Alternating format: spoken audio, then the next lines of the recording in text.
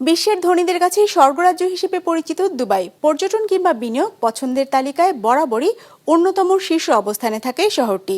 তবে মধ্যপ্রাচ্যের বিভিন্ন দেশে ইরানের প্রতিশোধমূলক হামলার জেরে দুবাইয়ে বসবাসরত ধনীদের শহর ছাড়ার হিড়িক পড়েছে।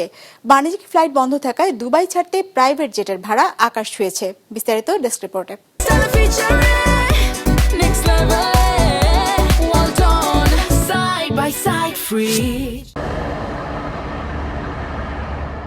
আকাশচুম্বী ভবন, করমুক্ত বেতন সুবিধা, ব্যবসা করা সহজ, এমন নানা কারণেই গত কয়েক দশক ধরে ধনীদের অন্যতম আকর্ষণের কেন্দ্রবিন্দুতে রয়েছে সংযুক্ত আরব আমিরাতের শহর দুবাই।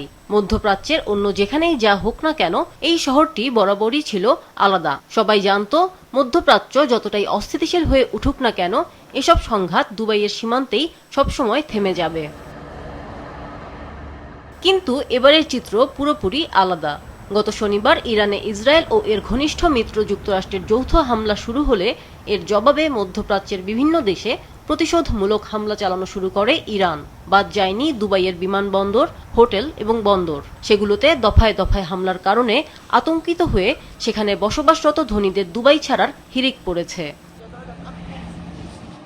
বাণিজ্যিক ফ্লাইট বন্ধ থাকায় সংযুক্ত আরব আমিরাতের গুরুত্বপূর্ণ এই বাণিজ্য নগরী ছাড়তে এখন প্রাইভেট জেটই ধনীদের একমাত্র ভরসা। প্রাইভেট জেট ব্রোকারেজ প্রতিষ্ঠানগুলোর তথ্য অনুযায়ী চাহিদা কয়েক গুণ বাড়া, বিমা জটিলতা, অনেক অপারেটর ফ্লাইট চালাতে রাজি না হওয়ায় ভাড়ার হার আকাশ ছুঁয়েছে। মাস্কাট থেকে ইস্তাম্বুলগামী একটি ছোট জেটের ভাড়া বর্তমানে ৮৫,০০০ ইউরো বা প্রায় ১,২২,০০,০০০ টাকা, যা সাধারণ সময়ের তুলনায় ৩ গুণ বেশি। প্রাইভেট চার্টারে মস্কো যেতে একজনকে গুনতে হচ্ছে ২০,০০০ ইউরো। রিয়াদ থেকে ইউরোপের ফ্লাইটের ভাড়া দাঁড়িয়েছে প্রায় $৩.৫ লাখ। আকাশপথ বন্ধ হওয়ায় অনেক পর্যটক ও প্রভাবশালী ব্যক্তি স্থলপথে পার্শ্ববর্তী দেশ ওমানের দিকে ছুটছেন। ৪.৫ ঘন্টার সড়ক পথ পাড়ি দিয়ে তারা ওমানের মাস্কাট বিমানবন্দরে পৌঁছাতে চেষ্টা করছেন। সেখান থেকে ইউরোপ বা এশিয়ার বিভিন্ন দেশের বাণিজ্যিক ফ্লাইট এখনও সীমিত পরিসরে চালু রয়েছে। এছাড়াও অনেক বেসরকারি নিরাপত্তা সংস্থা বিলাসবহুল SUV গাড়ির বহর ব্যবহার করে গ্রাহকদের ১০ ঘন্টার পথ পাড়ি দিয়ে সৌদি আরবের রিয়াদে পৌঁছে দিচ্ছে। রিয়াদ বিমানবন্দর চালু থাকায় সেখানেও যাচ্ছেন অনেকে। এদিকে দুবাইয়ে আটকে পড়া সাধারণ পর্যটকদের অবস্থা আরও শোচনীয়। দুবাই পর্যটন বোর্ড হোটেলগুলোকে নির্দেশ দিয়েছে যাতে পর্যটকদের বের করে না দেয়া হয় এবং আগের ভাড়াতেই থাকার মেয়াদ বাড়ানো হয়।